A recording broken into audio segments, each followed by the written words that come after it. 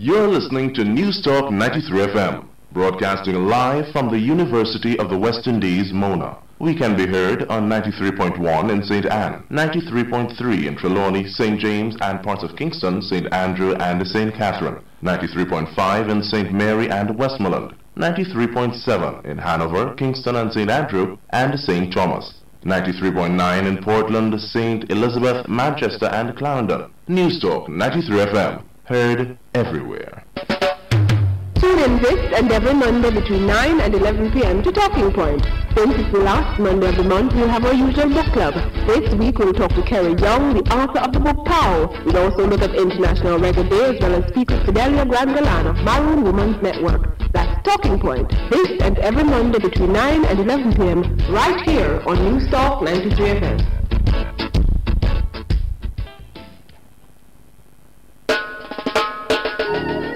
Are you ready? Are you ready? Are you ready? Are you ready? Are you ready? Are you ready? Are you ready? Are you ready?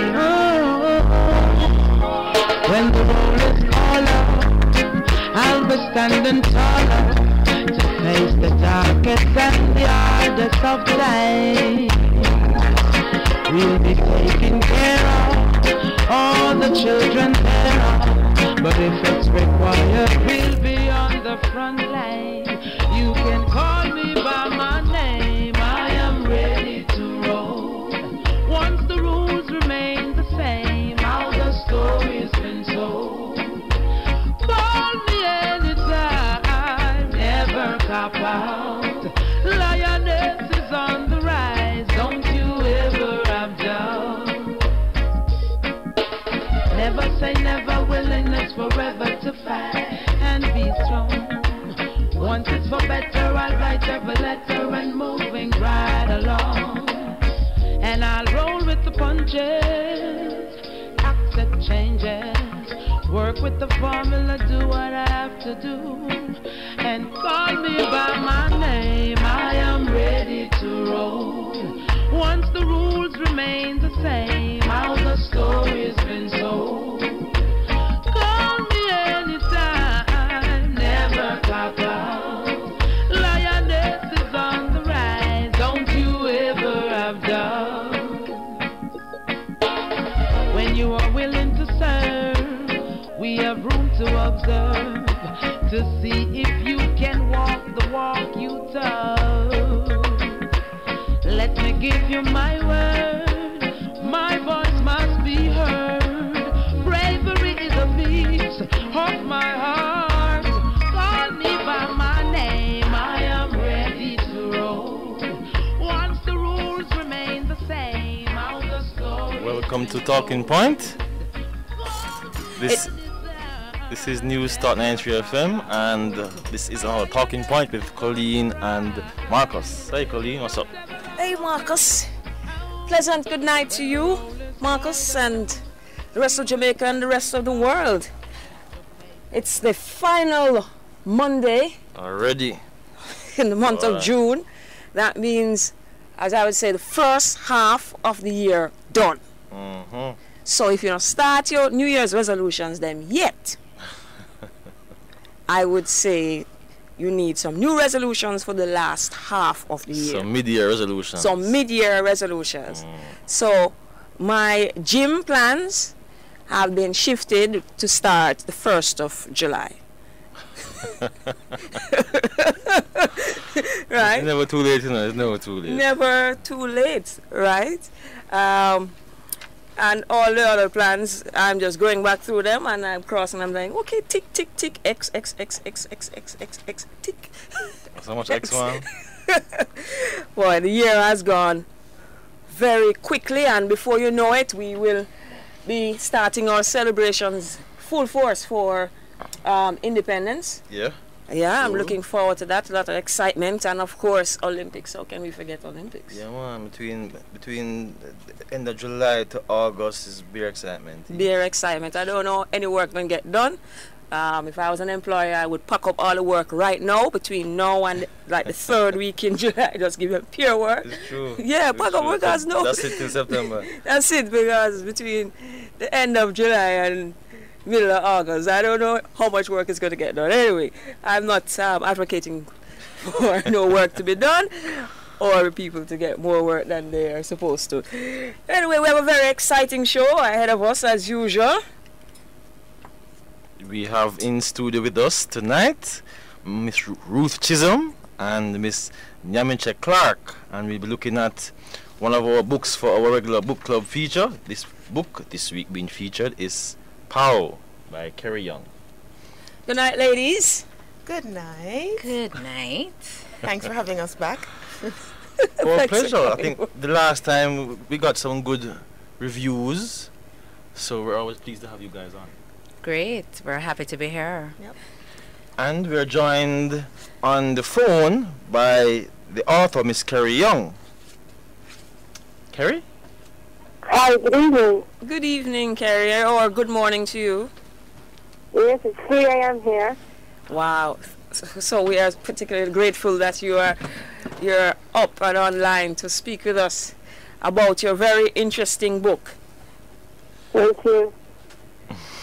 Yeah, man, don't worry about the time. Sometimes the best discussions and conversations are done in the early morning, you know, so... Absolutely. All right, so, Ruthie. Jump in. Kerry. Mhm. Kerry, you know I am already a fan of Pow. You have heard me go on about it, and I just want to commend you again on delivering this book. And Nyamiche, who is next to me, feels the same way, so I want to tell you, good work, good job to start, for sure. Thank you. It's a beautiful read. Kerry, can you, Nyamiche and I would love to jump in with the characters and so on, but can you kind of set the context of the book? And by doing that, I'm going to read 2 sentences from the author's note, and then you could take it from there. You say Pow is a book about Jamaica's history, and it is not a book about Jamaica's history. It is a book about Jamaican people, and it is not a book about Jamaican people. What it is a book about the world and the universe and the 10,000 things. What were you thinking when you put that down? And then you can just take us into the book from then. Well, obviously the book is set in Jamaica, and it covers the period of history from 38, which is when the first political party, People's National Party, was formed, up to the end of the second Michael Manley administration, and just beyond that.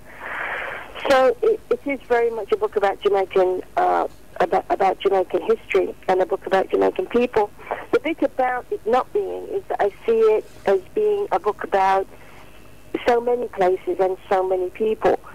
The bit about the 10,000 things. The 10,000 things is an old Chinese phrase that comes from way back in Lao Tzu, from the Tao Te Ching, which is like a 2,500-year-old set of poems that Lao Tzu wrote. And so the 10,000 things, I think, was the biggest number that he could possibly imagine, encompass the universe and everything. So that was the biggest number he could think of. And so I think what I was trying to say with that was that, yes, of course it's about Jamaica, of course it's about Jamaican people, but it's about everywhere. At one point in the book, Pow, towards the end of the book, Pow says about Jamaica, about how we had survived, if you like, the colonialism. He says, I wonder, that all happened to us, I haven't got this word perfect, he says, and that happened to us because somebody thousands of miles away decided one day to get up and come sail across the world and colonize us. And I wonder how many other countries have been through what we've been through and are still going what we go through. And so it was in recognition of all the countries and the nations and the peoples who have experienced that kind of colonialism and have lived through it and have come out the other side with the legacy that goes with that, and the struggles that goes with that, and the triumph that goes with that. So that's what that come up was about. Okay. And so for the benefit of our listeners, just a little bit about the book. Pow actually travels from China to Jamaica. He actually moves to West Kingston and actually learns the trade. He's getting into learning how to take on the whole business of protection, quote unquote. And there's also, so he gets in with Zhang, his uncle, and he's learning that trade of protection. In fact, Paul becomes what we would call a community don, pretty much. Community leader. A community leader. And there's also a love story there as well, because he ends up falling in love with Gloria, who is a prostitute, one of the prostitutes. And while he loves her, he's unable to marry her because of the whole difference in social standing and persons saying, no, you can't be with her. And so he marries Faith, the Chinese woman. And so that's actually how the book kicks off. The book actually starts with Pow and Gloria meeting. And tell us a little about that. I think you read a little of that section when you were at Calabash. Right. And I remember you got a standing ovation almost. That was lovely. So what was your inspiration for the book, for the love story? How did you get started? No, it's funny how I started really from wanting to tell Jamaica's story. And that political story, if you like, that I just talked about, those changes over that particular period of time. But I realized that you couldn't write fiction like that. You needed characters, you needed a story, and so on. And I invented Pow as a character. I think basically because of old memories of my dad. I left Jamaica when I was 10 years old, and that was a very long time ago. And I have some vague memories of my father, which I think probably now are not memories at all. They're probably all imagined. But there was an idea of him living in Chinatown and involved in all sorts of weird and wonderful deals. And so the idea that you could have this Chinese man down in Chinatown in Kingston conducting his various business arrangements, but none of which seemed, very few of which seemed legitimate in any way. It was just the idea of him, and so Yang Pao gets invented as an idea, based on an idea. And from that, I think, I often say to people, it sort of created itself. Someone asked me the other day how it was to write as a man, because obviously Yang Pao narrates the book, Pao. And I said, actually it was very easy because he narrated it to me. So when Gloria turns up at the very beginning, that was actually the 5th chapter in the previous draft, and I'd written it as him arriving in Jamaica, which is actually now, I think, chapter 3, so on and so forth. And 5 chapters later, Gloria turns up. But when Pao, and I was sitting in a veranda in a hotel in Jamaica when this happened, when Pao himself started to narrate the book to me, he started there. That's how he started with Gloria, and he just started. Me and I was just sitting in the shop, and so I just wrote it down, and Gloria, just came into being, if you like, in that moment. So it had to be created from there. So all the characters in the story kind of unfolded as we went along, and then what I had to do as a writer was to struggle to reconcile the history and the politics that I wanted to write about into a work of fiction, and that was ironing out those lumps, if you like. That was the main struggle in the revisions of Pao. I find it interesting that the book was set in 1938 Jamaica. So the British rule would have still been around at that time. Why did you choose that time and the racial issues that may have been going on at that time? I I chose 38 because I see that as the beginning of our new Jamaica. The beginning because of the formation not only in 38 of the People's National Party, but then later on the Jamaican Labour Party. We at that point in time had our own political parties, and I think that signals to me the beginning of later on self-government. And before that, we were ruled by the colonial office from Britain. And so, the beginning of our self-government, the beginning of our freedom politically, starts with the formation of political parties locally. So that's why I chose 38. Okay, so it is a time when we started to govern ourselves in a more real way, substantial way, you'd say, with the form. Yeah, well, I think so. Yeah, I mean, in 1944, of course, the Constitution did change, and we did have a House of Representatives elected. So from 38 onwards, we're beginning on that journey, if you like. We're starting on that journey towards self-government, towards independence. And, of course, this year is an important year for that history. So, that's why I chose that period. And in that period, in 38, of course, we had a lot of disturbance on the island. And so when Powell arrives in Jamaica and Zhang is walking him through Chinatown, in the book, walking him through Chinatown, and kind of like if you showing him the ropes, he's also explaining to him that there's a lot of troubles in Jamaica, a lot of disturbances to do with unemployment and poor wages and conditions and so on, and that the Jamaicans are angry, I think he says. And then at that point Zhang then draws a parallel between the angry Jamaicans and also the war in China, the fighting in China. Right. Over conditions and similarly in both places, the occupation of the country by what he calls foreigners.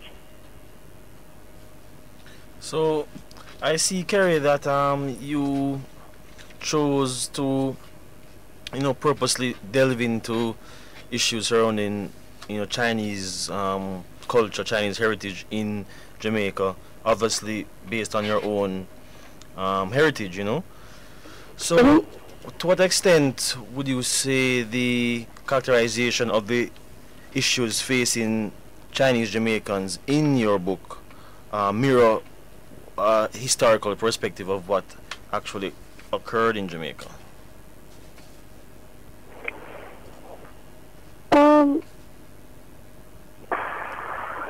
I don't know how to begin to answer that, Marcus. Phrase that for me differently again, and I'll have a go. Okay, well, I guess what I'm asking is whether or not the experiences which you relate in the book accurately reflect the Jamaican Chinese experience at that time. Yes. Well, I hope it does. I hope it does. I mean, Chinese in Jamaica have always been known as shopkeepers. I mean, Ray Chen wrote a lovely book a little while back called The Shopkeepers, 150 Years of the Chinese in Jamaica. And so the Powell is supposed to be a shopkeeper, although he doesn't do much shopkeeping.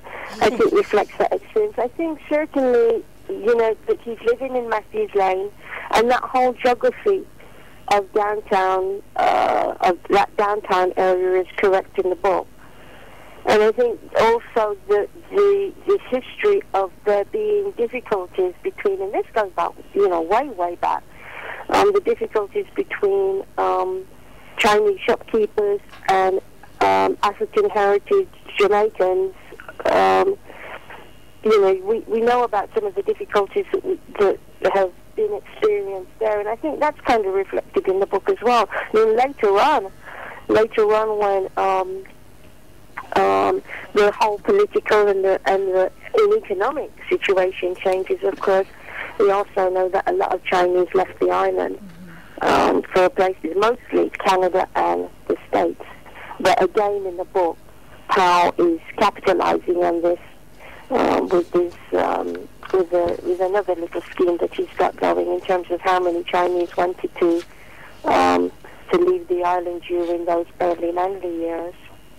And it wasn't just Chinese leaving, of course, but many Chinese did leave, and so that downtown area now is a very different kind of area in terms of who actually lives in those streets that are in Powell.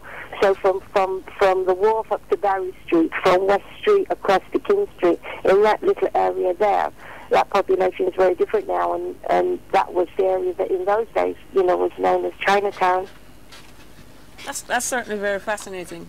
Ruth? Actually, tell us about going to jump a little bit into some of the philosophy behind, I guess, what would be managing the business, managing the profession, managing the communities. You use a lot of Sun Tzu references throughout the book. So at different chapters, Paul will relate a line from Sun Tzu, who did The Art of War, and it would always be an example of how to deal with an enemy or how to manage a certain situation. Tell us about drawing on that. Well, The Art of War is a book that I've been familiar with from the early 80s, and I've kind of integrated it into the way that I see the world, I suppose. And when in my previous life, before I was trying to write fiction, I was working as a consultant in youth service, and there are many occasions where I felt that those principles were useful in everyday management. I mean, in actual fact, nowadays you can see in every airport loads of books, The Art of War for Management, and, all of this kind of stuff. They have various titles. But I think it's become fairly well accepted in the business world that those principles that Sun Tzu laid out 2,500 years ago are very useful for modern day management. And I had been working with those principles in mind, and so when I came to write Power, I just thought, well, they're not just useful for everyday management, they're also useful for everyday life. Mm-hmm. And in actual fact, the very first draft of Power, many, many years ago, because I started writing Power in 2002, and the very first draft was actually, the structure of it was around the 13 chapters of The Art of War, and so in each chapter, rather like the episode of a TV show or something, each chapter had Powell illustrated in everyday life how one might apply the principle, of that chapter. And so from Marches, I think, is the first chapter, and the last one's about the employment of secret agents. But I kind of had these 13 chapters. And then later on, in a later draft, I realized that wasn't what I wanted to do, because there was much more story to Powell in these 13 chapters, and so the book expanded from, probably it was running at 50,000 words to start with. Now the published length is twice that, 100,000. So I realized that there was a lot more story, but I wanted to keep in those principles, if you like, because I think that they're really great principles, not just for him running his business, but for life. Mm-hmm. Kerry, this is Nemi. I just have I have a question for you. This book brought me closer to understanding a little bit more about the Chinese experience in Jamaica, and the mixed heritage of the Chinese and Afro-Chinese in Jamaica. And I also pay close attention to names and their meaning. And I just wanted to know, the book Pow, just the sound of the word Pow, it kind of reverberates in your body as you say the word, and I wondered, and it matches the persona to which the name is attached. So I just wondered, does the name have any meaning, and if you could also help with the pronunciation of some of the other names and Chinese words in the book, starting with Pao and other Chinese names. Okay. Well, Pao, someone told me, I didn't know this, but someone told me the other day another Chinese writer told me the other day that in Chinese, Pao means run. Means what? Run. And it's run. Okay. To run. And it seems appropriate because without knowing it, and because that's what Pao does. He runs from one situation to the next, trying to fix this situation, and then runs into another situation trying to fix that one. So it seemed quite appropriate. The name actually, I just like the sound of it. Yes. I found it in a book. You know, a different novel written by a Chinese writer about China. Right. And this name it was just the name of one of the characters in it. And Pao, it just leapt out at me. Yes. And then the Yang, I loved the sound of it, and it was short, and of course there's connotations with, you know, Pao. This is the uncle. I just liked it. And the Yang part is, of course, young, my name. You know, when the Chinese say young, say yang, it sounds like young. Okay. And like most immigrants, you know, you land somewhere and the immigration officer, whoever, decides what they think your name sounds like, and they write that. Right. And at first my grandfather would have landed in Jamaica and met British immigration officers who, when he said his name was Young, would have written Y-O-U-N-G, and so we come to be Young. Y-O-U-N-G. I see. And so I just thought, well, let's just call him Yang. Right. Let's just give him back the Chinese name, and he became Yang Pao. And so his, for no and his reason then, because of that really, and because I just love the sound of it. Okay. And how do you pronounce his brother? Oh, not his brother. His own Siquan. Siquan. Siquan. Siquan. Zhang's name is also Siquan, and the brother is named after him. So, Right. so you And the have son. Zhang Siquan and then Yang Siquan. Yes, and then the son, and then his Pao's daughter, is it Mui? Yeah. Mui. Mui. M-U-I. Mui. M-U-I. Mui. Okay. And there's this word that they use to describe the work they do, like a piat kipka. Not sure if. Picapiao. Say again. Oh, Picapiao. Okay, so I was here in Jamaica. Oh, you know. Okay. The gambling Picapiao. Yeah. Now it all makes sense. It doesn't make sense to me, guys. You need to bring me up to speed. Break it down. So people are laughing in the studio because they've heard of Picapiao. Yeah, because we hear Picapo. Yeah, everybody except me. Well, Picapo is like, I mean, I don't want to try and describe it really, but I mean, I know it involves some, is it one with the cups and some, what is it, dice? Yeah, and you spin it around. And you're shifting it around. So it's a game. It's a game that people play. You see them in like a shell game, but with the dice, I think. Right. Yeah. So you see them in like Mandela Park in Halfway Tree even and now. Stuff. Yeah, even now doing that. You know? Right, and power refers to the hustle that they do on the streets in Chinatown as Picapiao. Yeah, is that right? In the old days, Picapiao was kind of like a numbers game, except, remember back in Chicago, people used to run the numbers? Right, yeah. Well, Picapiao was kind of like running the numbers, except that there weren't numbers. They were things like, instead of having a number, you'd have something like white clouds rises over the mountains or something like that. It was some kind of thing like that. And then you just, basically it was the same game. You bet on something. A bit like a lottery, really. A bit like the modern day lottery. I want to tell you, it does remind me of the whole lotto thing, because they used to have this one name, what is it called? Pick Tree, and he used to have this character advertising name, like, what my name, Three Hand Chan or something like that, or I don't remember.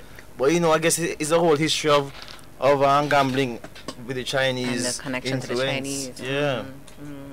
Yeah. All right. Yeah. So maybe Pao was busy inventing the modern day lotto. Very true. Very true. All right. We're going to take a slight break. Kerry, if you could hold with us, we're just going to take a few commercials. This is Talking Point on News Talk 93 FM. Okay. Are you ready? Are you ready? Are you ready? Are you ready?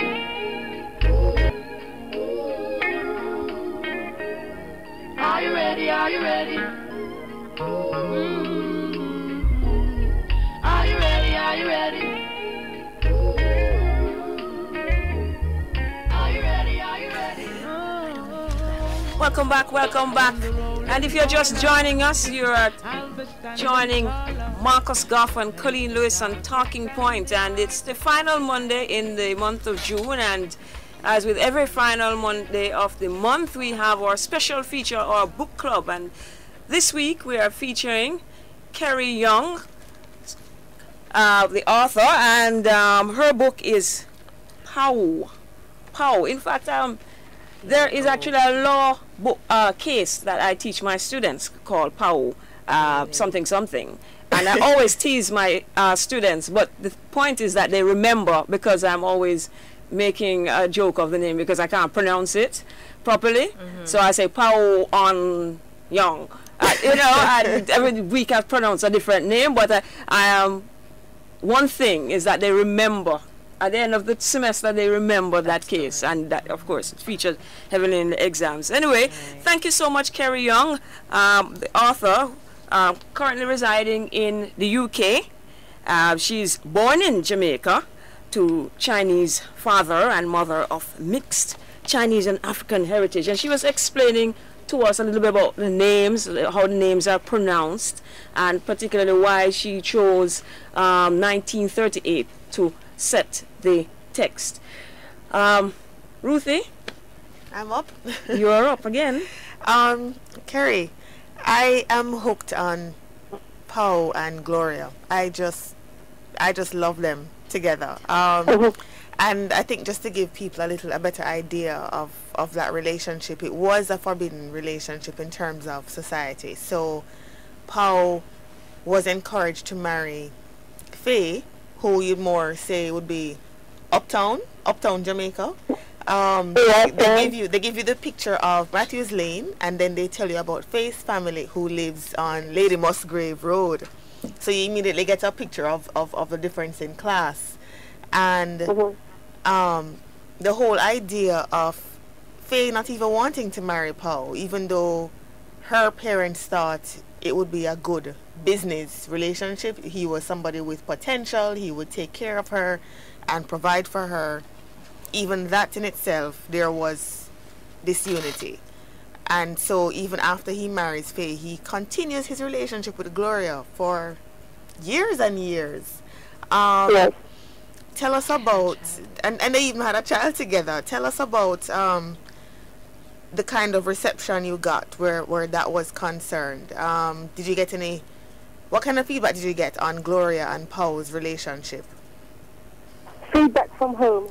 From general feedback. Can be colleagues, friends, members of the Chinese community, members of any group. Everybody loves Gloria. Yeah. Everybody loves Gloria, and so it's no surprise. I'm working on the second book now. In fact, I've just delivered it to the publishers, and they've come back with the revisions, and it's Gloria. The second book is called Gloria. The second book is called Gloria. Wow, excellent. I mean, I really liked Gloria, and I'll tell you one of the reasons I liked her. Despite the fact that her profession was frowned upon, Gloria was very strong, and maybe that is why she was so strong and very wise. She took charge of things. She knew what she wanted. Even when they just met, she basically was like, look, decide what you want. I know what I want. Stop listening to other people. You either want to be with me or you don't, and even when he needed to, quote unquote, take care of things, for example, because they were paying the protection money, and he'd make sure nothing happened to them. She had things in order, all the way throughout the book. Even her thoughts on politics and her theories on communism and her support for certain socialist ideas. You're hearing that from a woman who people would look down on, and I just admired her a lot throughout, regardless. So she was actually my favorite character. So I'm looking out for the next book. She's a lot of. She's very much loved by just about every reader, really. So it was almost it is inevitable. But even before Power was published, we knew that Gloria was going to be the second book. So and Faye is going to be the third. So Gloria gets published next spring. Wow. Okay. But the thing about that whole triangle, if you like, is trying to.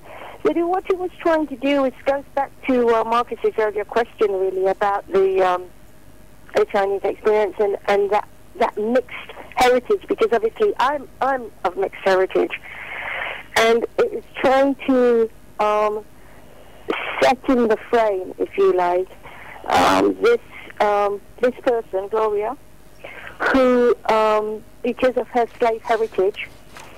But in the book, because of her profession also, lots of people might not respect, might look down on.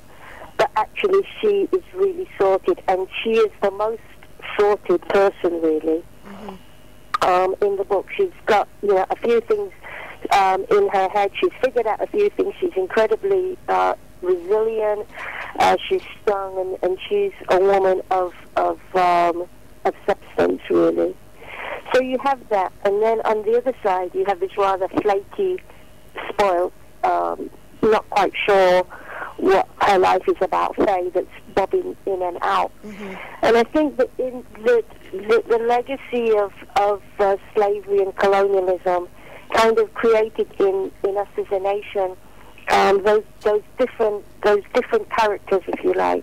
So those different characters in different social circumstances, with different class, different struggles, things that they've got to confront and so on. And so to try to show two things. One is to portray the different mental, if you like, legacy of our history and how that plays out, but also the different class and race and color divisions that created divisions of privilege and wealth and expectation, and also the kind of mental aspect, the expectations we have for ourselves, that also are part of the legacy of that history.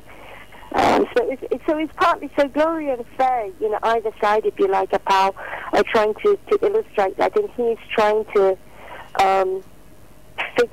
figure his way, if you like, between those two things. I think the other thing about the book as well is that, people do draw on learning more about the Chinese in Jamaica, and lots of people, certainly here in England, had no idea that there were any Chinese in Jamaica at all, so that's come as a surprise to people.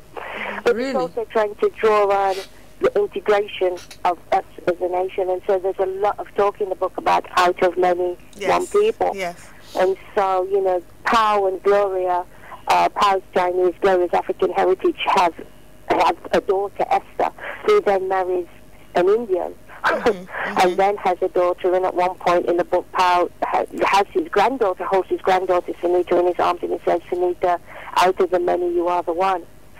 And so I was very much trying to illustrate not only that they're Chinese and Jamaican, that we've been there for a very long time, but that we're all Jamaicans. People ask me about that, and I'll often say I'm 25% Chinese, 75% Chinese, 25% African, 100% Jamaican. That's right. And I still call it home, and to me, I'm still Jamaican, and Jamaica is still home, and we are, out of many, one people.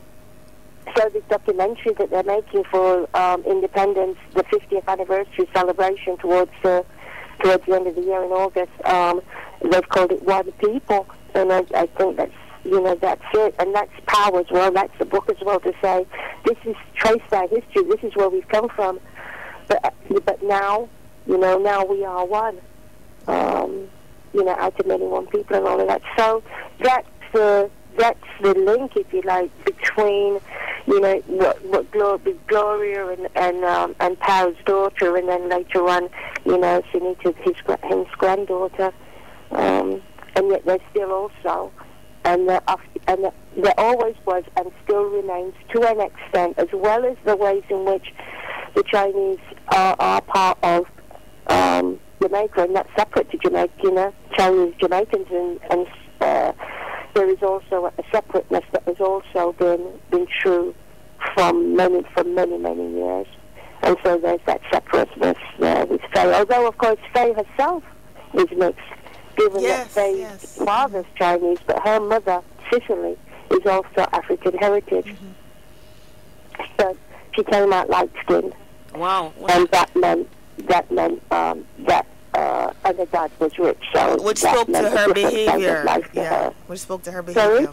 It spoke to her behavior because you mentioned aspects where they said she tried to pretend to be something she wasn't. She would only go uptown and do certain things. She wanted to go play tennis. She wanted to only be seen with certain people. Yeah. So it spoke to her behavior. And, you know, I think that also reflects, you know, what Marcus was asking me earlier about the experience. And I wanted to show that it's not just that race and class. There are color lines, if you like, shade. You know, the importance of that.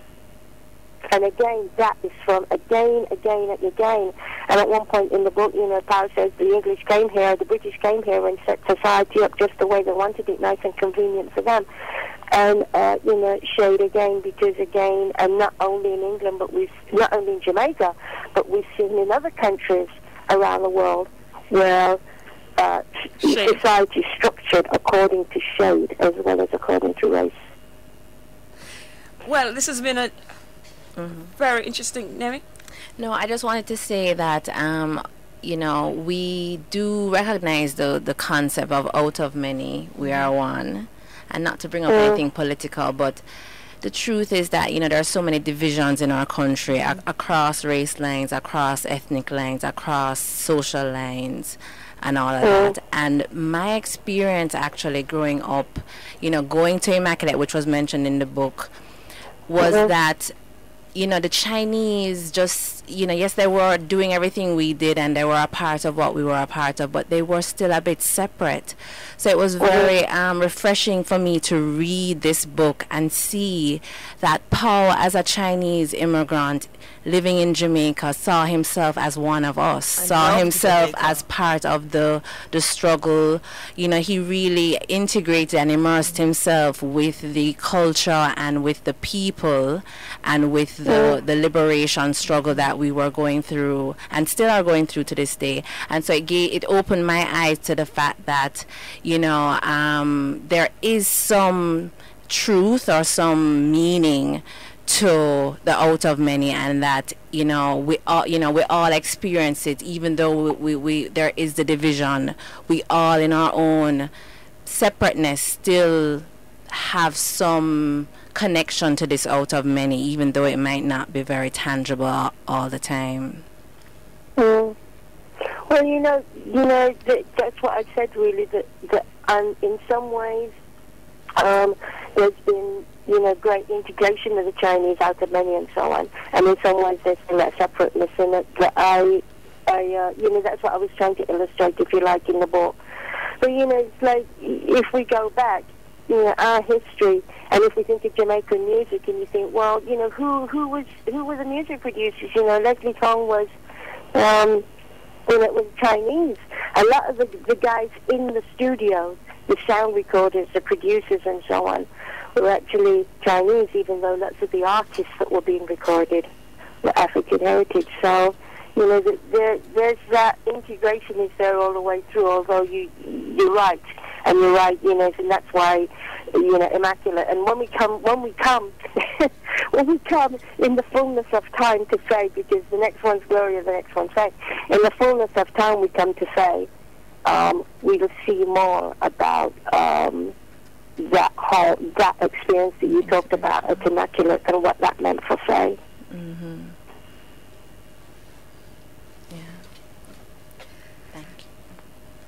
Very, very interesting. Thank you so much, guys. It's been another very interesting week talking about another interesting book by Jamaican author Carrie Young.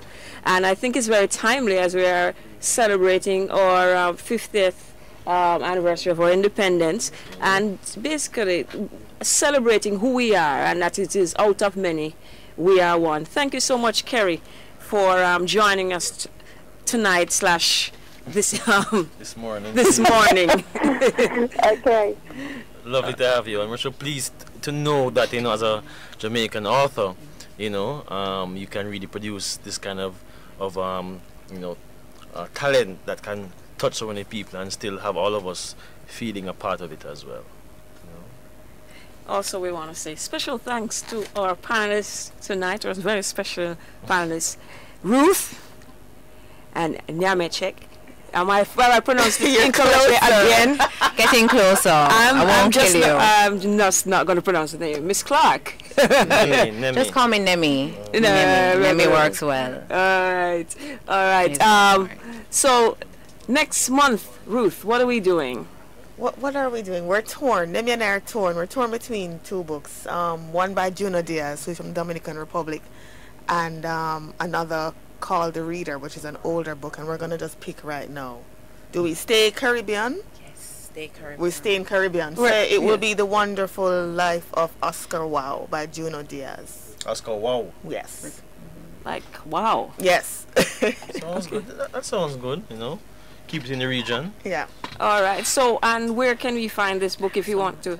You can definitely go to my bookstore of choice, which is Bookophilia. I've been shopping there since they opened. In 4 years ago, so you can definitely go to Bookophilia and check it out. And that's on Hope Road? That's on Hope Road, 92 Hope Road. 92 Hope Road. Yeah. Okay, so you can also get Powell there. You can get Powell there. You can get Cutting for Stone that we did before there as well. And could you say the name of the book as again, please? The book we just did, or the one that's coming up? The one that's coming. The Wondrous Life of Oscar Wow. I know that the author's name is Juno, Junot Diaz, and that's gonna be the next book that we're picking.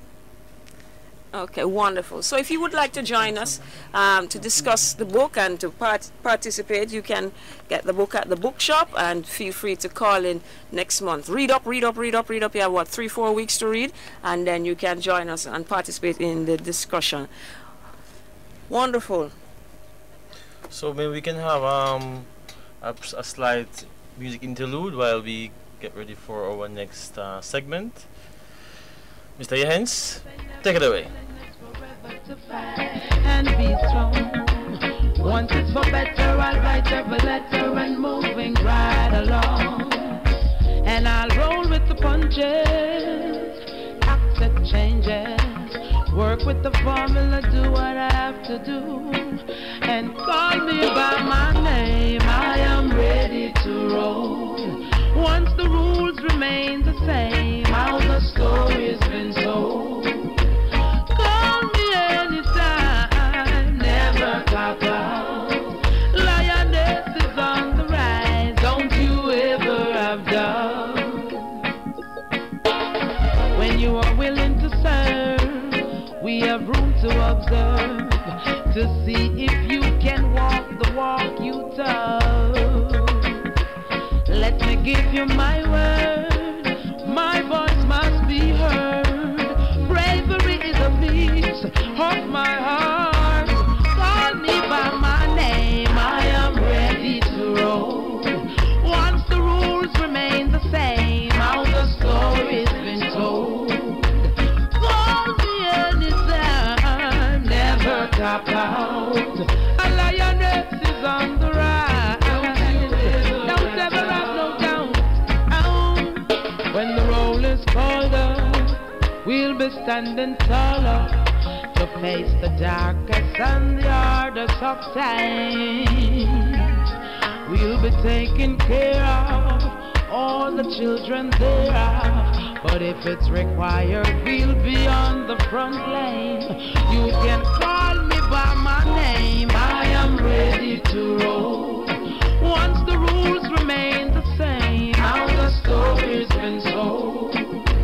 Oh, never anytime, lioness is on the run. Don't you ever call me by my name, I am ready to roll.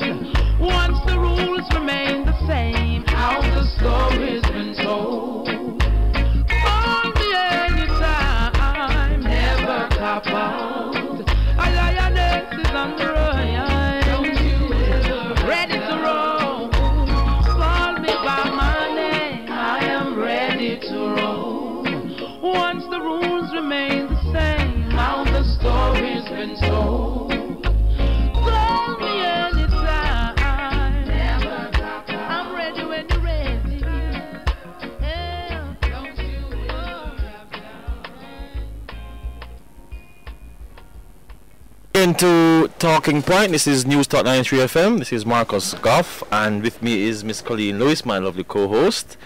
And we're going to transition now as we look forward to the 1st of July and celebrating what is internationally known as International Reggae Day.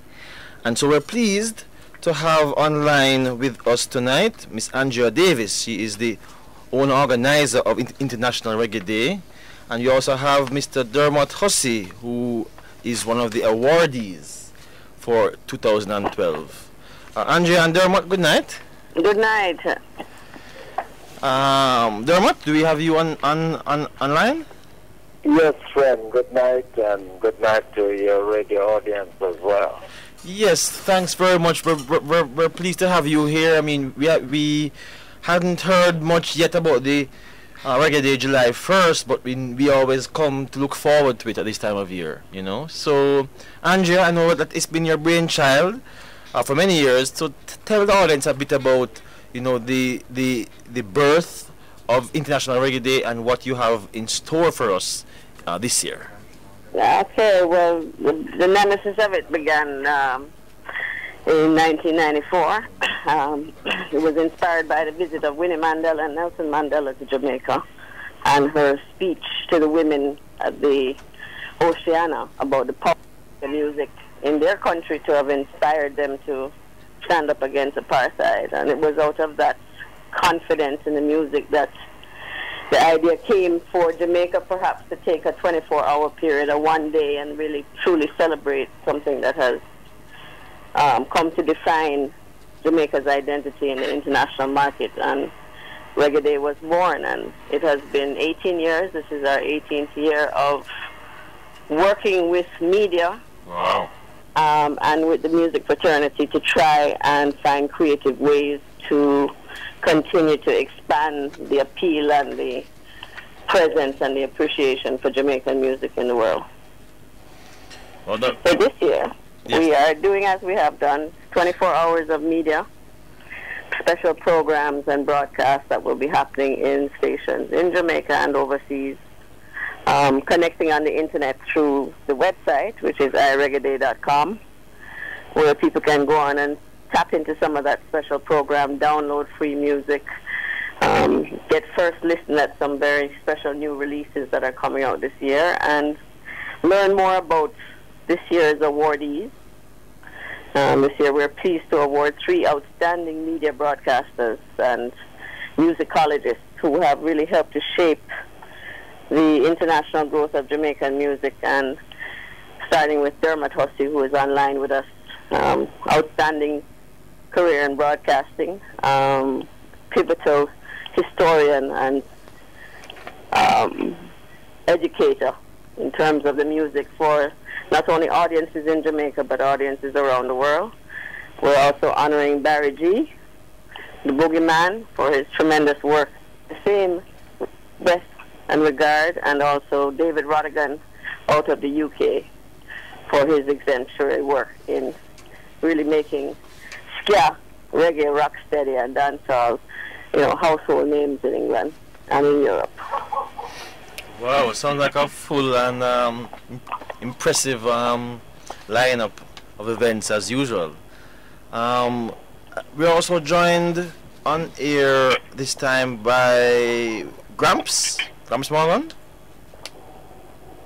Yes, good night, everyone. Good night. Good night, Gramps. I understand that you are one of the International Reggae Day ambassadors. Definitely. I see. Okay, so in terms of then what the events on the ground are in Jamaica that persons can actually come out and participate, could you say a bit about those, Andrea? Well, there was to have been an event in Emancipation Park, but unfortunately we have had to cancel that for this Sunday. Okay. So it will be virtual. And so the way to really experience it is to go online to the website and to tune into your favorite radio station or television station for their specials. I see. So, Mr. Hussey, Dermot, Yes, so no doubt your long career in the industry and so forth, being honored this year. How long have you been involved with the Reggae Day celebrations, and what are you looking forward to as an honoree and awardee this year? Well, I've been involved in International Reggae Day, I think, from the very beginning, because I saw the value of the concept. Andrea has always been very involved rather in understanding this great resource that Jamaica has. Jamaica is one of the few countries that's been able to come with an original style of pop music. Not many countries in the world have done that. Certainly countries much larger than Jamaica. So it's a very significant thing, reggae music. So, my involvement has been ongoing, and so I participate in whatever way I can on this occasion of the International Reggae Day. Whether one can, I'm available on Skype because I've been in Washington, D.C. now for over 10 years, so, but I have a program that's on News Talk, or 2 programs on News Talk weekly. But I'm more than prepared to interact with whoever would like to either do a dialogue about, because I think Jamaicans really haven't fully understood the importance and the impact of its popular music on the entire world, and the kind of transformative effect that popularity has, effected. So an International Reggae Day really is to reaffirm the importance of the international perspective of the music, which is really where it now resides. Reggae resides globally. Yeah. As well as it resides at the source of its creation. Okay. All right. We have to take a slight break. So could I ask Andrea, Dermot, and Graham just to hold on for a few minutes? Let's just take a break, and we come right back to talk about International Reggae Day 2012. News Talk 93 FM. News Talk 93 FM. Heard everywhere. The preceding segment was brought to you by COK Sodality. Invest in your future today. Talking Point. This is News Talk 93 FM. I am Marcus Goff, and with me is my co-host, Ms. Colleen Lewis. And we have online Ms. Andrea Davis talking about International Reggae Day, along with Mr. Dermot Hussey, one of the awardees this year, and Gramps Morgan, International Reggae Day Ambassador. Yes, Gramps. Congratulations on the award, the recognition as ambassador for International Reggae Day. If I may interject, the term ambassador, Gramps has been an ambassador for a number of years, as is Morgan Heritage. I see. So it's not a new conference. What we can congratulate him on is the launch of his second solo album. Right. That's coming up on July 1. Right. I was just about to ask him about that. We are aware that you have their second album coming out, second solo, as a solo artist, is that correct? That's correct, ma'am. Okay, so could you tell us a little bit about that?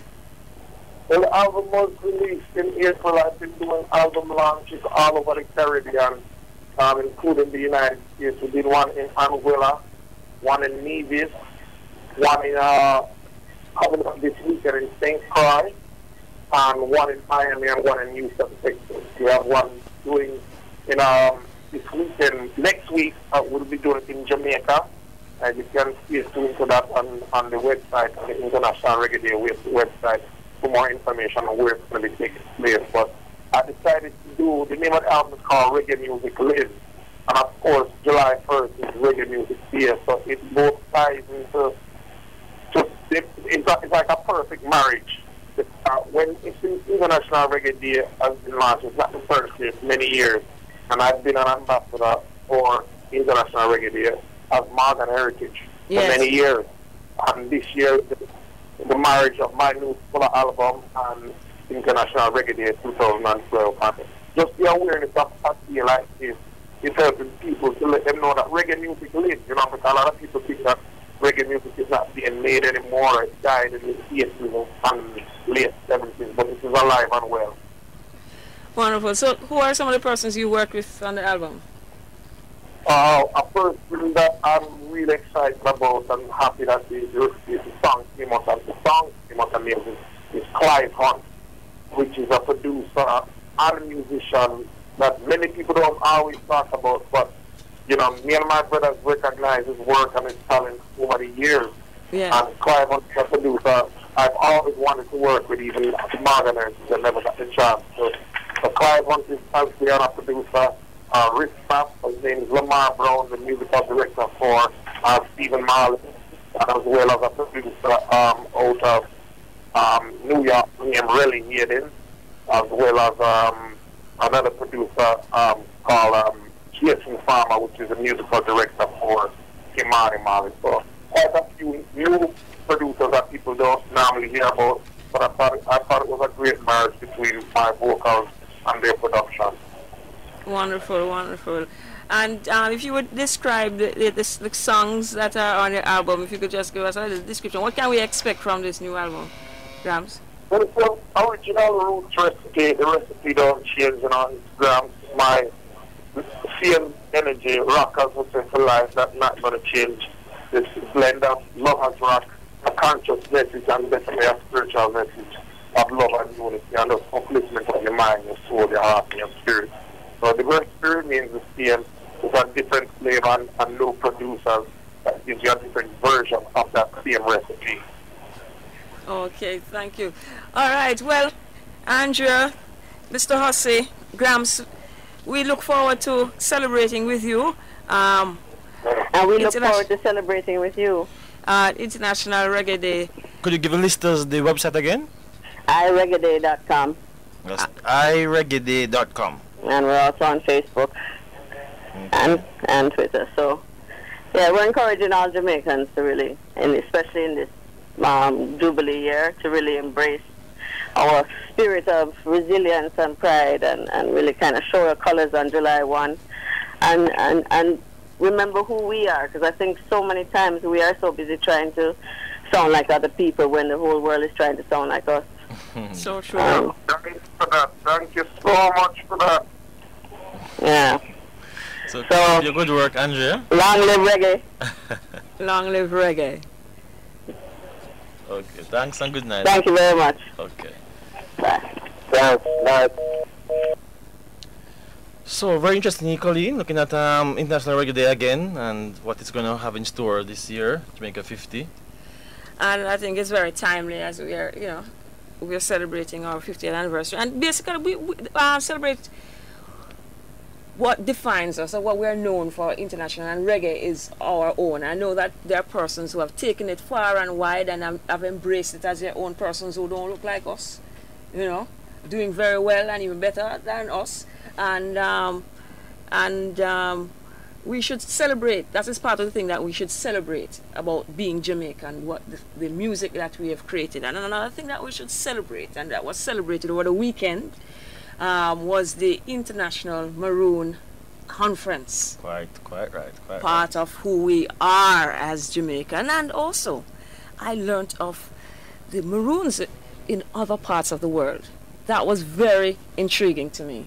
Okay, it's true. Not many people, I think, are aware, you know, unfortunately, that it's not only Jamaica have Maroons, you know. Yeah, and so joining us in studio to talk a little bit about Maroons in other countries is Miss, please forgive me for if I said already, if I pronounce your name incorrectly, Fidelia Grand Galon. Well, you got the right accent there. That's a French accent. That's why I don't know what kind of accent it is. But she's ambassador from Suriname. And she was one of the speakers at the International Maroon Conference. Also, joining us in studio is Miss Suzanne Robeson. And she presented and accepted the award for her grandfather, pole ropes, and it was part of the celebrations over the weekend, and it was very special. And I came on Friday. My lovely co-host, handsome co-host Marcus, presented on Friday. Marcus is kind of humble. I'm not going to talk about it. I'm going to talk about it. My co-host presented, on treaties and recognition of the treaty here and so on. I was listening to Marcus. I'm glad. And I had to come back and do some other work in Kingston, and then I went back on Saturday. I realized. Because I found it so good, such a good experience that so many persons needed to have been there, and there were persons who were there locally and internationally who attended, who recognized the importance of the Maroon contribution in past and continuing to our culture and around the world. So thank you and welcome to Talking Points, ladies. Thank you. Yep. Pleasure to be here. So let me start by asking, right, so I was intrigued when I learned that as one of the special guests of the 4th Annual Maroon Conference, there would be Miss Fidelia Grangalon. Yes. And I mean, Colonel Lumsden and I went to Suriname in 2011, last year October, for a land rights conference, talking about the issues of Maroon lands and indigenous people's lands in Suriname, and it was really a good experience. My first time going to that part of the world. Suriname is like, they say Suriname is in the Caribbean, but it's also in South America, Yeah. And so I was really elated when I was able to meet Ms. Grangalon, who is not only a member of one of the Maroon communities in Suriname, but she's also the ambassador of Suriname to Trinidad and Tobago. Yes. Yeah. So, so tell us a bit then about your particular Maroon community in Suriname, the locality and how the communities are similar or different from what you saw in Charlestown. Well, thank you once again. I want to thank you all for having me in this big conference, international conference, making us from Suriname a part of it, because I'm not the first Maroon from Suriname to participate in this kind of conference in Jamaica. There was another person, he came, I believe, 2 years before, Mr. Solomon Emmanuel, who used to be my in-law, and who is, not used to be, who is. And yes, I belong to the Okanisi tribe. In Suriname, we have 6 tribes. The largest, the biggest one is the Samaka tribe. They are their population is about 35,000 clan member, and my tribe is somewhat like 20,000 of us, might be more. And then we have 4 smaller tribes, which are the Matawai, which is my husband's tribe. I can't forget about that one. Pamaka.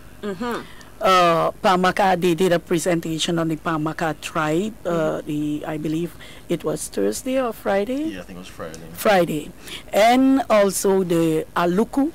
And the Aluku tribe lives in French Guyana as well because of history. Right. Their leader, Mr. Boni, didn't want to stop the war after the treaty we had in 1760. So my tribe had to stop him, kind of. And what I hear is that they migrated, half of the tribe migrated to French Guyana, and then part of them stays on Suriname's soil. And the smallest tribe is the Quinti tribe, and they are about 1,500. They are not big, but still they form a significant part of the Maroon community. And one thing is that we all speak our own language. So 6 tribes, 6 languages. Okay, and we have our kings, or gamang we call them, and it is by inheritance from the mother's side. So you are born as a lawyer, as a royal person. So no one, we don't elect the chiefs, they are appointed by birth. So if you are born, and it is all from the mother's side. So I cannot become a leader in my father's village. I can only become a leader in my mom's village. And in the new millennium, I believe, or shortly before the new millennium, my gamang, his name was Gasong Matoja, he said that women need to become chiefs as well. And for now, we have over 70 female chiefs. So it's more than 70. So I don't have the right figure, because I know in 2006 there were 67 female chiefs. But now he said that each village have to appoint a female chief to govern alongside the men. So right now, from the 67 in 2005, there are more than 10 appointed, I know. So because my father's village and my mom's village didn't have, but now they have chiefs. So you know, there are more. And the Amerindian tribes took the same example as the Maroons. So now within the Amerindian communities, you have chiefs as well. Not as much as the Maroons, but they have. So you can become a chief of your clan if your mother line doesn't have a chief in it. I see. So then the aim is to have that balance in every community, that you have the male and female chiefs. Yes. Well, balancing, but apart from that, the leadership consists of assistants. We call these assistants, these people that are helping the chief, we call them basias. So you have to have 2 male basia and 2 female basias. So when there is something in the village to do, they are the one that take leadership in doing the job, not the chief. So the chief is more like the manager. Right. And the workers are the basias. So I know that you also have captains. Well, the captains are the chiefs. We call them kabiting. So kabiting we call them, and the gamangs we call them konde masa. So the gamang are like the chiefs. They are the chief of chiefs. They are the kings. They are the tribal, the head of the tribe. Right. And one tribe, like how the Samaka have 35,000 people. One leader is the gamang. His name is Gamang Belfong Aboykoni. And my gamang died last year, December, and we have a ceremony in Maroon land. They don't say that the gamang died, he goes to sleep. So you have to build him a house. So the digging of the house takes like 3 months with rituals, and so he goes to sleep. So we will bring all goods and everything to make him feel comfortable. So you put in the casket a lot of stuff. Just like how they do it in Egypt, no? So Yes, that is what we do. And it takes them, he died at the 1st of December and he got buried in April.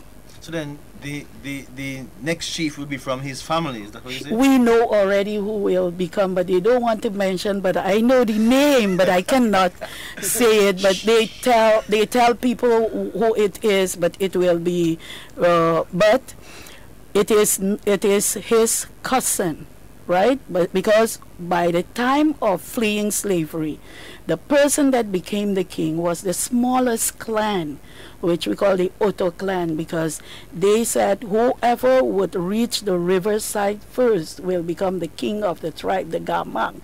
And the Oto group became, and there were 2 sisters, because we inherit from the sisters.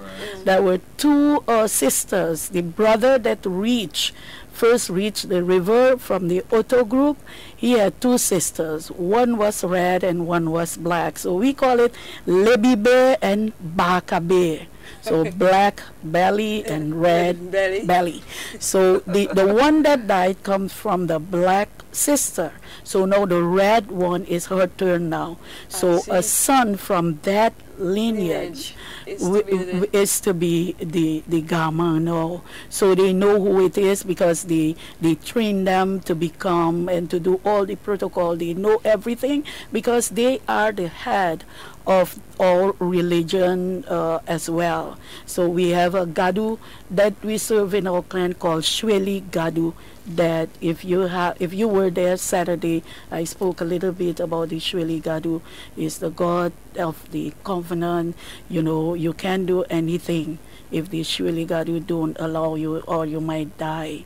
So all these things are in there. That is for my clan where I came from. The name is Okanisi or Njuka.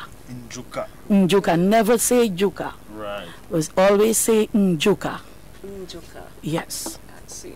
One thing that I found fascinating interesting on Saturday, in Saturday's presentation, was that in your community, Obia is not a bad thing, and it was not until you came to Trinidad that you... Yes, that I was aware that Obia was witchcraft, and in our communities it's not witchcraft. The bad part of Obia we call Wisi, and Wisi is witchcraft. So whenever someone does the knowledge about herbs, medicine and so on, is called Obia. So like if I tell you I want to give you medicine for maybe when you have your period, you have cramps and so, then I can tell you I will make a Obia. You make an Obia. For you. Right. Right? That means I will make you medicine.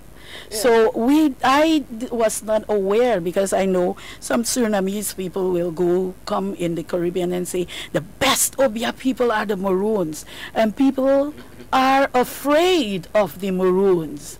Things they are full. Well, even in Guyana, I went to Guyana and they told me that when people come to our villages, we make them vanish because we look weird.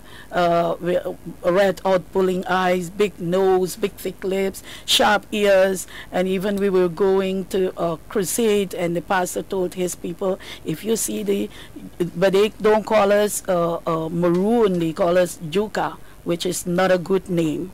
If you see them, don't be afraid. They are all brothers and sisters. And when I went there, they were like, but you look like us.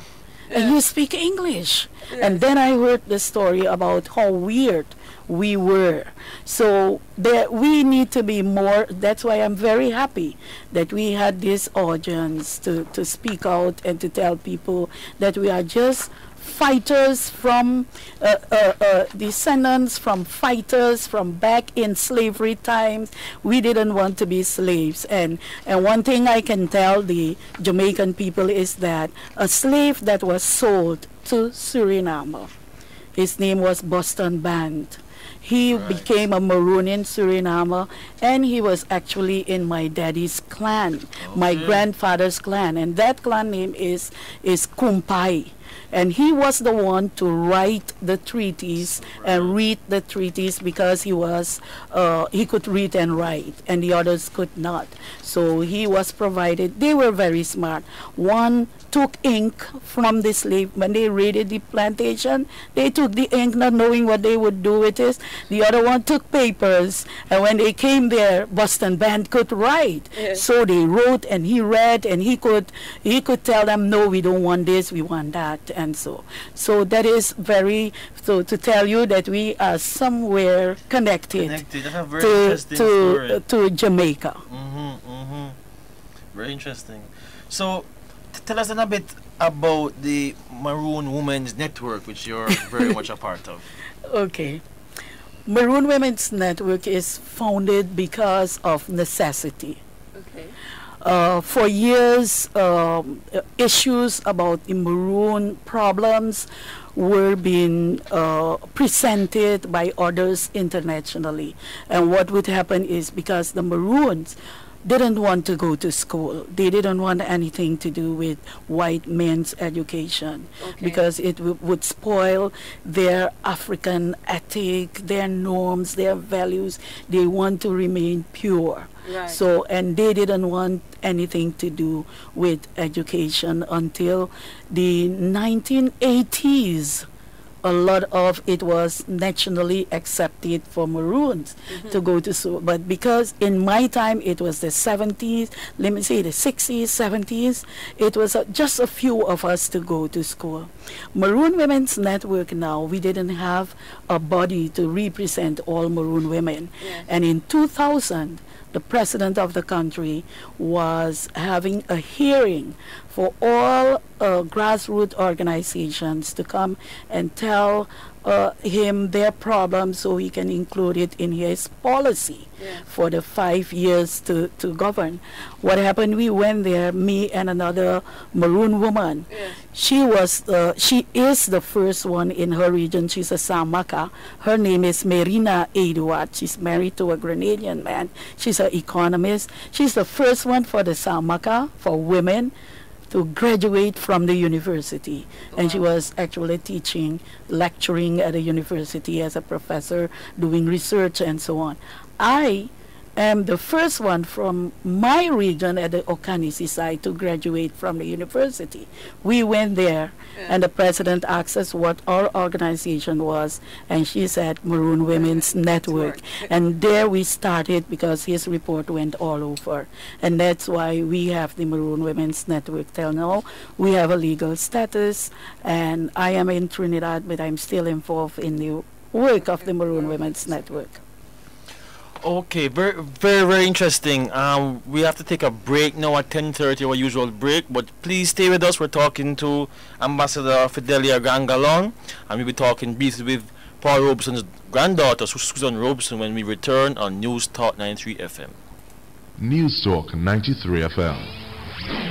Heard everywhere. Welcome back, and we're going to continue our discussion about the International Maroon Conference, which happened over the weekend, and we're speaking with the ambassador to Trinidad from Suriname, Miss Fidelia Grong Galon, and she was telling us about the chiefs in Suriname, in the Maroon community, and as I said at the beginning, not many of us know or knew that Maroons existed in other places other than Jamaica. I don't know if we are ignorant, but we have many of the Maroons we celebrate, and Kujo, and we celebrate the Maroons throughout the year. So, based on your experience and your knowledge, could you say what are the similarities you found or any differences you found between Maroons from Suriname and Maroons from Jamaica?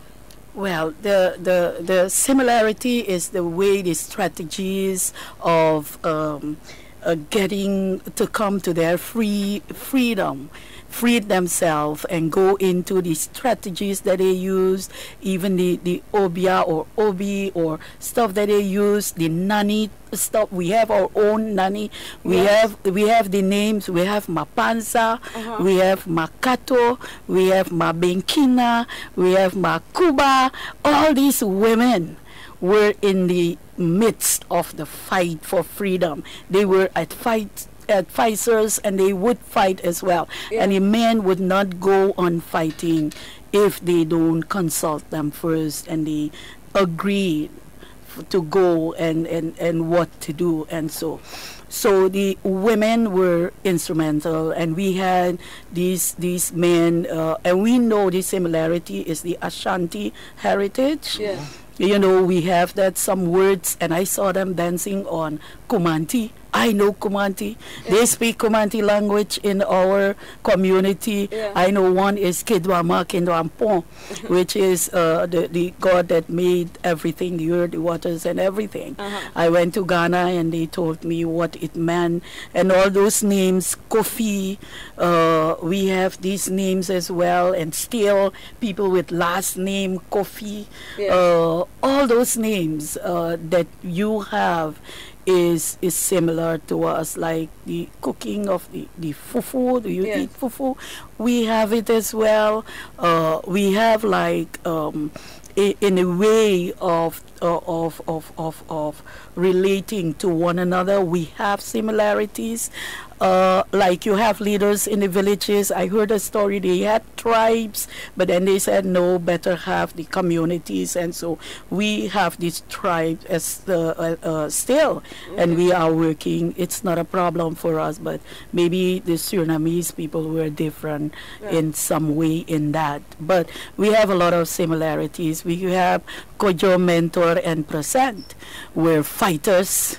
Maroon fighters, Baron, Boni, and Choliker, fighters in swamps, and you had the mountains, we had the swamps, the rivers, the waterfalls, and also mountains. So we have a lot of similarities, and their religion, their spiritual leadership in their fight, like they had here, you know, the three-fingered Jack. Three-fingered Jack, yes. Jack. We had Boni like that, could not die, so they had to send a woman like Samson and Delilah to reveal his secret, and then he got killed, and so then they had to bring a proof for Boni, say they killed him. Right. Well, and then they had his head to bring to Paramaribo, which is the capital, and then it jumped into a rapid, so they call it Bonidoro or Dagu Ede. His head jumped into the water, the rapid. Yes. They went to look for it, and they could not find it, so they left, and they could not deliver. They could not deliver. They had to show them that he was dead. So they never found anything, not his body, nothing. So that is the mystery about Mr. Boni. So we had that, and more of these stories that secret that we need to keep in Maroon. We have a fort called Fort Buku, which it was an underwater bridge, but what people are saying, it was not a bridge, it was a crocodile and a stingfish. You know this fish? It's very important. Stingray. Yes. Well, that fish would carry them over to the fort. And when the white men would come to fight them, they could not, they will die, because it was like, you know, dangerous out there. And still, we have that creek still, and the ruins of the fort is still there. And Mr. Statman wrote about that fort, we call it Buku. Fort Buku, and it's still there. You know, these similarities in the stories rich history, are there. So like a rich history, you know. Very interesting. Right, so. Well, boy, I see you're writing a book. Yes. I would love to, you know, be able to get a copy of it, get my hand on it anytime it's out. When are you expecting to publish? Well, to me, I should have published it last year, but because of work, it takes me more, so I cannot promise, but it's coming. It's coming. Because it is there. It is Kia. Kia is more about the ethics of the Maroons, because I feel we are losing our way. We got caught up in the Western, which is good, but sometimes if you have yourself, then you can integrate with others, where you give a bit and you take, but you need to know who you are. Yeah. And sometimes young people don't know, they are caught up in everything, hip hop and everything, and so, and then they go to school and they get other education, other stuff, and then they don't know where they are, and sometimes they end up being involved in crime and stuff like that. In Maroon land, you don't kill. When the war is over, killing people is over. And they believe in, if you kill someone, the spirit will haunt your clan from your mother's side. We call it kunu, and you don't want to bring a kunu in your clan.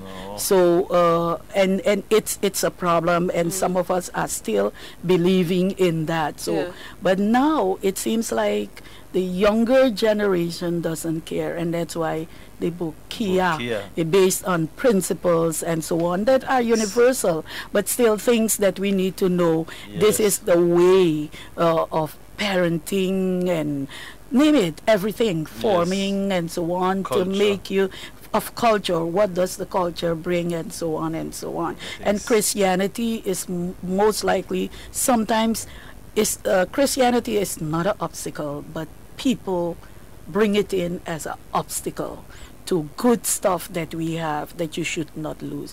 I'm a Christian, but still I know that there are good principles in Maroon community, and Kia means upbringing, forming, name it, everything that has to do to make you a good citizen.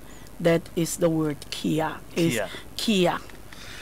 Okay. And if I say Kia, you don't have Kia means you don't have protocol, you don't have manners, you don't have nothing. All right. So you have to have it. You have to have a Kia. You have to have Kia. I mean, Bob said you have to have a Kaya, but this is different. This is you have to have Kia. Well, lovely talking to you. I mean, we're going to talk with Miss Robeson now, and, you know, it's interesting because, you know, growing up, I always heard about Paul Robeson as a great African-American. And, you know, when I ask my contemporaries and people who are even slightly older, you know, and those younger, they don't in Jamaica today really have a sense of who Paul Robeson is, and it just goes to show the same thing that, you know, so often I think where we're coming from as African, or whether African American, African Caribbean, sometimes we don't have a continuity, you know, passing down traditions, passing down culture and history, and so we're very pleased that Colonel Lumsden orchestrated to have you here with us, Susan. And we'd just like to hear really briefly about your illustrious grandfather's life and legacy. Thank you, thank you. Well, why don't we listen to him, his voice first? Okay. So I have a song that, and I can tell these, I'm sure people have heard it before. It's the an African American spiritual. And why don't we play it first, and then I can talk a little bit about it. Great, great. Paul Robeson, legendary Paul Robeson.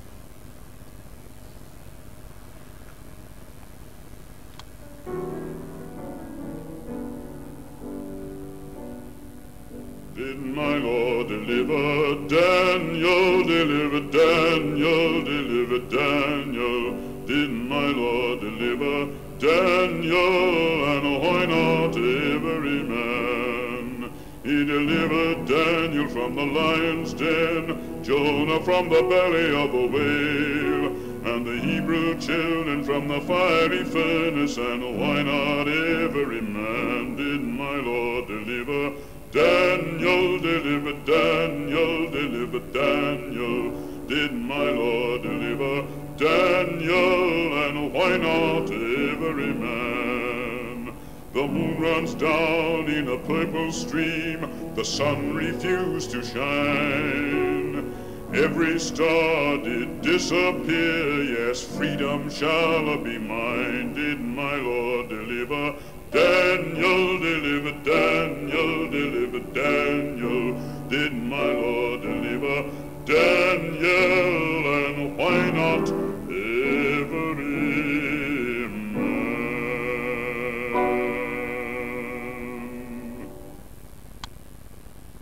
Yeah, hear that voice, Colleen? Yeah, deep.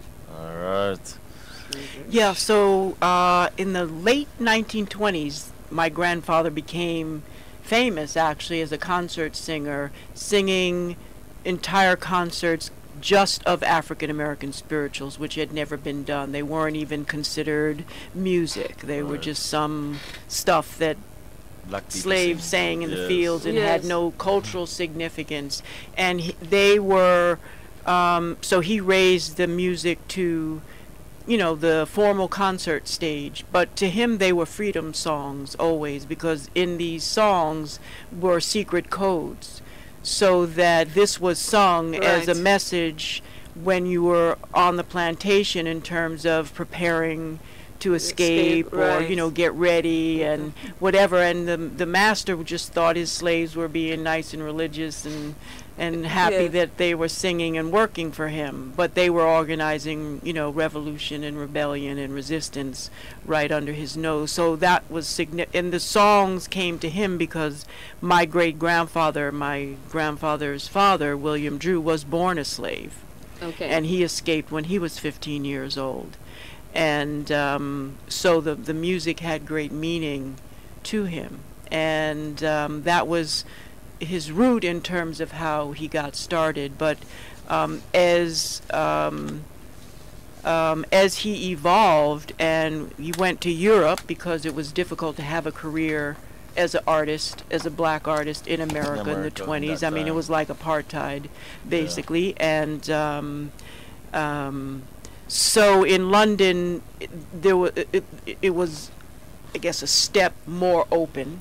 And he became aware. He actually discovered, as he said, my African identity. So it was in the 1930s, in the belly of the beast, in essence, as he saw it, in the heart of the British Empire. Yes. Because there were so many people from various independence movements and young students that he really began to see and understand the commonalities. And so he emerged in the 30s as someone who really saw his identity as essentially African, culturally and politically, and began to use his celebrity, in essence, as a platform to talk about independence for the colonial world, and that we all, we're not 14 million, American Negroes as a minority, that when you look at the world, we are part of a majority. Right. In terms of that. So that was very revolutionary, in its time. And I guess when he came back to America in 1939, he was really a singular voice, like decades ahead of as we say, like the Negro establishment, Yes. The NAACP was, fairly conservative and certainly not global. So he had this global consciousness, basically, that set him apart from others. And the more he spoke and the more he moved in those circles, and he was, like the #1 concert artist just about in America at the time. So he had tremendous influence. And I think the whole concept of an artist that speaks out and sees art as a social weapon, it did not exist. It was a consciousness that didn't exist. Right. It wasn't that people didn't do it. It just didn't cross their mind that you could do something like that. And so you could say that Paul Robeson really blazed that trail of using your art as a social weapon and speaking out about issues as an artist, not just as a private citizen. And that became very threatening to the American government. And in the beginning in the late 1940s, he was really singled out and silenced and made like a banned person. By the government? Yes, the State Department in particular. They took his passport for 10 years. Their actual legal briefs when he sued to get his passport back was that to allow Paul Robeson to travel and speak his mind was against the best interests of the United States. Wow. Because he speaks out on behalf of African independence. So that was the State Department's legal reason for denying him a passport. That what they did was flip the issue around and sort of use the media and misinformation to make it into, well, Paul Robeson is a communist, and obviously communists are the enemy, so blah, blah, blah, blah, blah. And one of the things that in order to get his passport renewed, all he had to do was sign an affidavit that said, I am not now, nor have I ever been, a member of the Communist Party. Well, he never was. He never was a member of anybody's party. He was so far out there, he's sort of independent and, blazing trails that he wasn't, confined by the dogmas of any party. Right. But he refused to sign that because to him it was a matter of principle. Right. That's my constitutional right, freedom of speech, freedom of political thought. And so that was the essence really of Paul Robeson, of somebody who was willing to sacrifice everything for what he believed in, and the principle, to stand on a principle no matter what sacrifice you have to make, and also the idea that my own personal success is not important. It's what I can do for my people and to advance the lives and quality of life for people who are less fortunate. And so that became, you know, yes, a great artist, yes, a great actor, yes, a great athlete, yes, a great scholar who spoke over 22 languages. But he was this man of principle and courage, you know, who would not back down. And he always said, and to me, this is the Maroon spirit. And actually, that's why I'm here.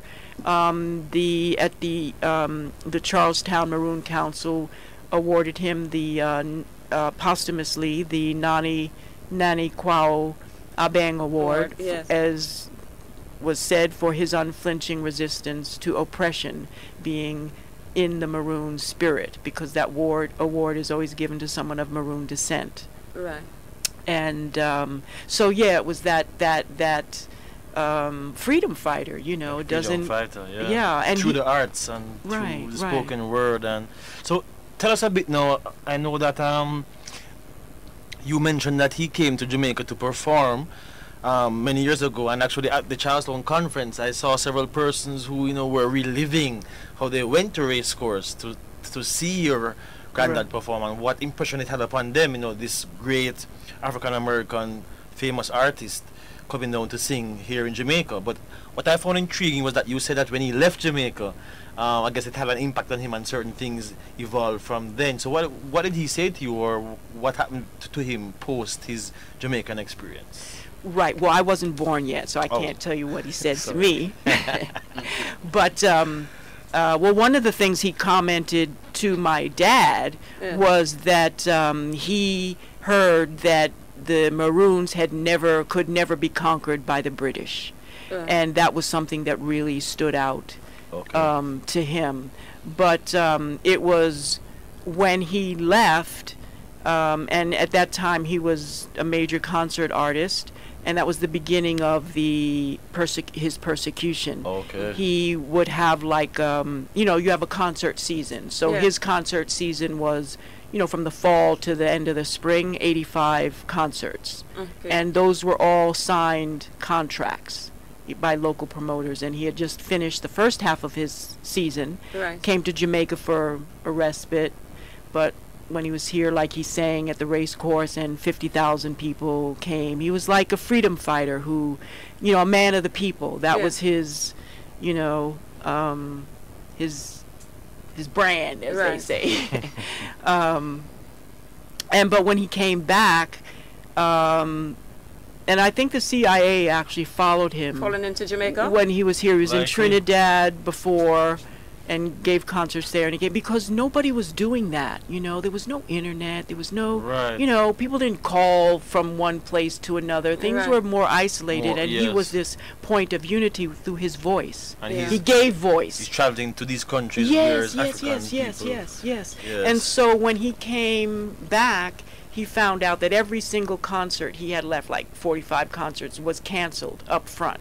And the FBI had sent out agents all across the country to all the little promoters in their cities and forced them to cancel the concert. Like, you want your mortgage? Well, you cancel that concert. You want a job? And they were threatened.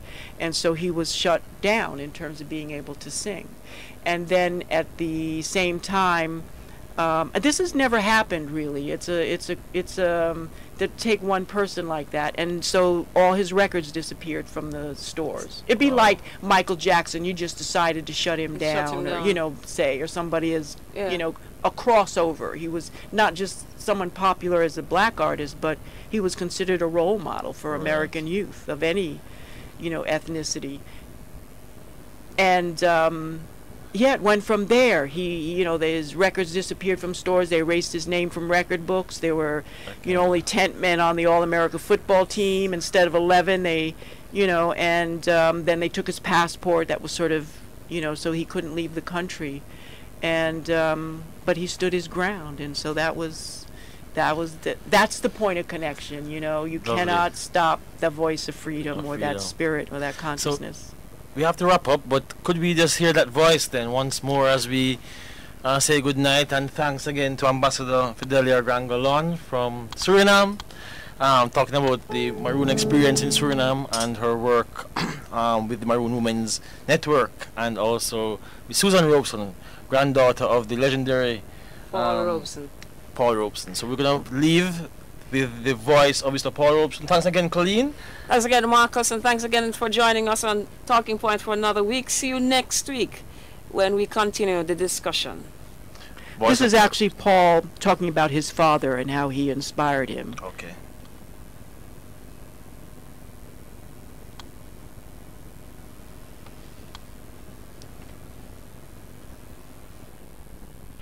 How can I say about anything about not being able to sing or to speak or to act for 2 or 3 years? What would my father say to me when if he were alive? He would say, "It's hard, son, but don't forget that I was born in slavery and that your people were not able to do anything as free people for a long, long while. But they struggled. They fought. They struggled for their liberation. They made up their songs and they struggled ahead. A Harriet Tubman, a Sojourner Truth, a Frederick Douglass, helped by a William Lloyd Garrison and by a John Brown. And I escaped by the underground, so you stand your ground. You may have to stand there for a little while longer, you know. But just keep your courage and keep your heart and know that the things that you are doing, if they are right and for the good, then you stick by them. And don't worry about the little oppressions, you know, I stood a lot of them. This is News Talk.